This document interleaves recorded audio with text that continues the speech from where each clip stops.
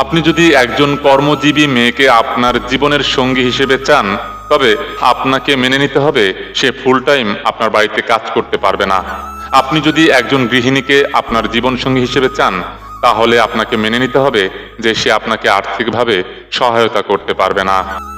আপনি একজন স্টাইলিশ কর্মহীন মেয়েকে জীবনসঙ্গী হিসেবে চান, তবে তার লাইফ স্টাইলের জন্য ব্যয় আপনাকেই করতে হবে। আপনি একজন সাধারণ মেকআপের স্তরে মুখ ঢেকে না রাখা মেয়েকে বিয়ে করতে চান, তবে আপনাকে মেনে নিতে হবে তার মুখের ছোট ছোট ব্রণের দাগ কিংবা গর্ত দেখে। আপনি কোনো দিন তাকে বলতে পারবেন না, তুমি ওই স্টাইলিশ মেয়ের মতো নও। কাউকে কারো মতো বানানো যায় না, সবাই একটি নিজস্ব সত্তা নিয়ে জন্মগ্রহণ করে। আপনি যেমন মেয়ে চান তেমন মেয়েকে বিয়ে করুন।